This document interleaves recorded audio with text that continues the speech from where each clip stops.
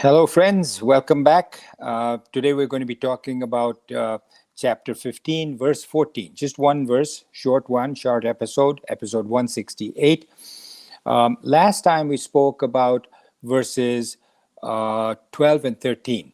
And in that, I said to you that the four verses, 12, 13, 14, and 15, are taken as one. And there, Brahman, Krishna talks about Brahman's immanence and transcendence, that Brahman is in everything. And at that time, we talked about how Brahman presents as being in the sun, the Tej in the sun, the moon, fire, and then earth and vegetables, and goes inside you. And you then get to be, Brahman is inside you as life force. I feel a little turn here, and I wanted you to comment on it, because when we've talked about Brahman so far to this point, it's been about taking away the illusion. It's about talking about all the things that Brahman is not, that is not part of Brahman. It's just the illusion of our world. And now we're starting to describe what, instead of describing what Brahman is not, we're starting to describe what it is. Yes.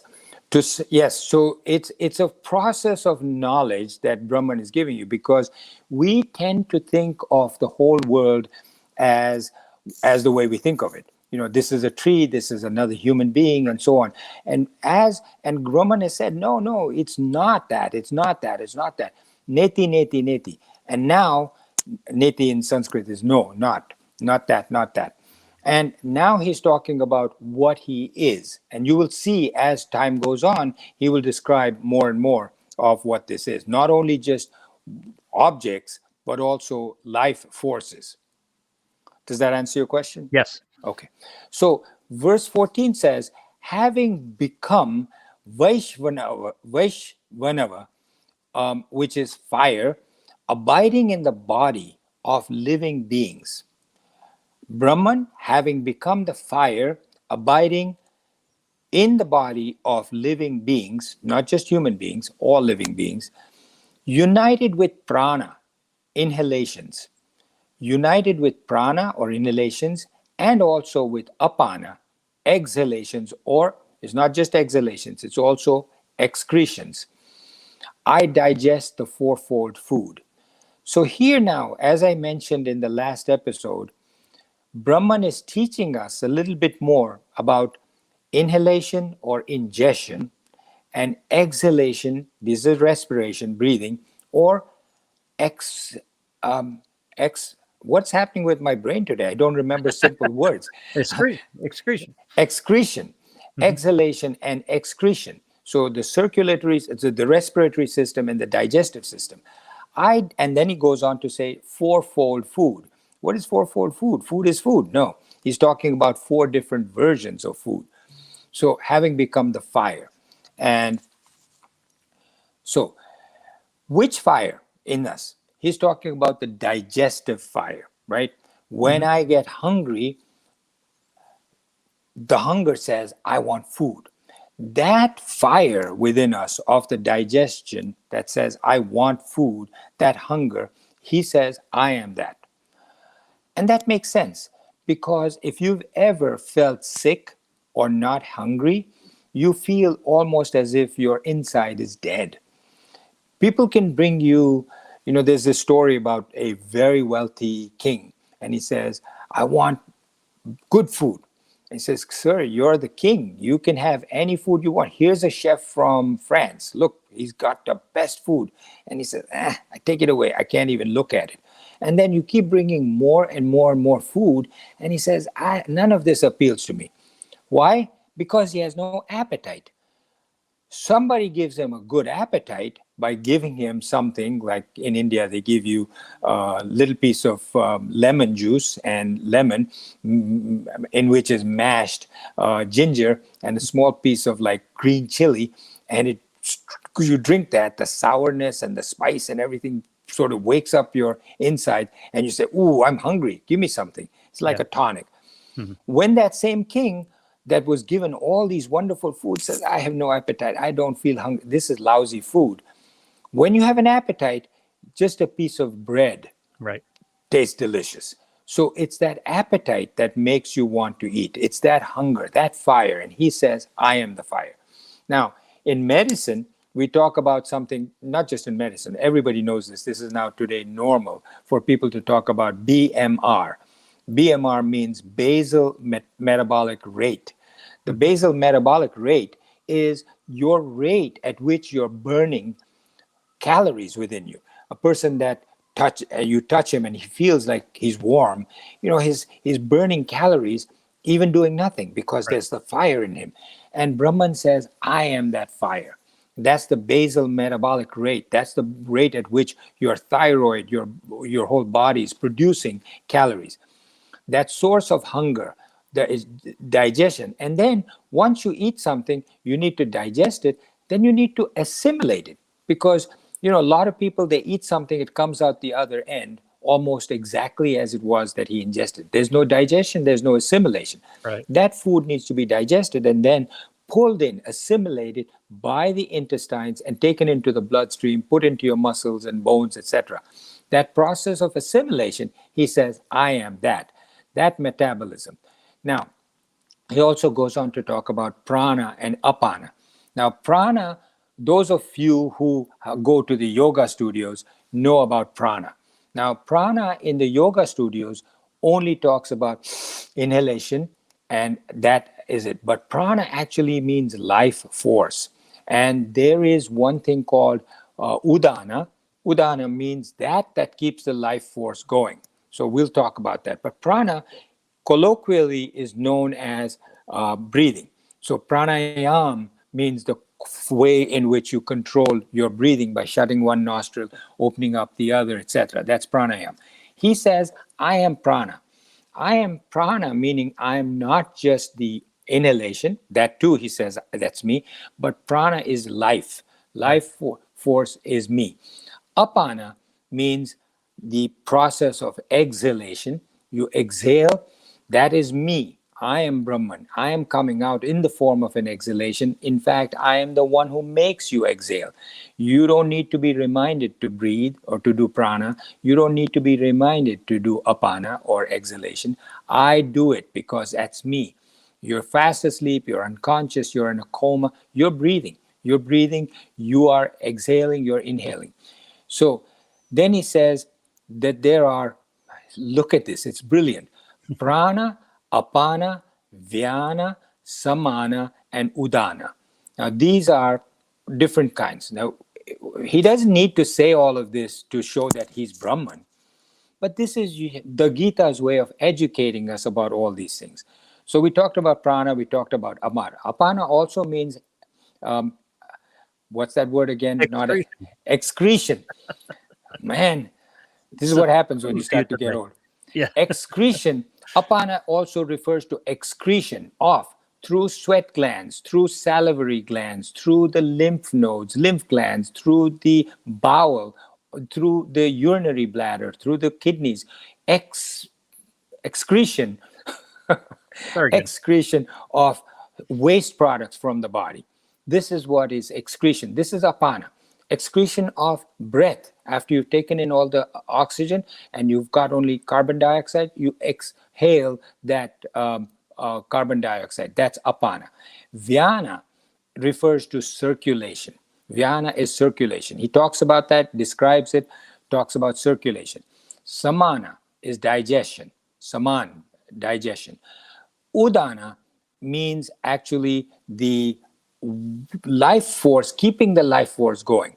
Because that we can will ourselves to live, right? That's the Oh, Udana. Says, I got to. And you say, I'm dying. No, I got to keep living. My children are waiting for me. My wife is waiting for me. And through superhuman will, is what we say colloquially, but that's really the Udana, the force that says, I'm going to stay alive. mhm. Similarly, when you give up the Udana, right, I know from personal experience that I've seen people after they do the 12th day when, well, this person, a relative, he was elderly, his wife died, they'd been married for more than 50, 60 years. And when his wife died, on the 12th or 13th day, they do this Kriya. And he waited, very sad, didn't talk, didn't cry, just you could see that there was something massive going on inside him. On the 13th day or 12th day, when they do their last rites, he did it. He was standing on the stage, poured water on his wife's body, and then the pujari said, okay, now you're done. And he dropped dead of a massive heart attack and died right there. Wow. So he willed himself to die. Just like there's a will to live, Yep. there's a will to die. And that udana, when it gives up, it says, I don't need to have prana anymore. So that udana takes care of that. So then we talk about the fourfold food. He says, I digest the fourfold food. What is fourfold food? He now talks about different kinds of food. Not that we need to know it, but it's just interesting. I would never have thought of to classify foods in terms of how they're eaten. I would classify them as in different ways: carbohydrates, fats, proteins, or sour and sweet and spicy, that kind of stuff. But here he says there's four kinds of food. One is that which needs to be masticated. Masticated means bitten and chewed. Right. Masticated and chewed. The other is that which has to be drunk or swallowed. There are foods like if somebody were to give me a smoothie, I can't masticate it, I can't chew it, Right. but I can drink it. And that's a nourishing food. He says, I digest the fourfold foods. So there's ways of drinking and swallowing food, there's masticating, there's chewing, then there is a licking.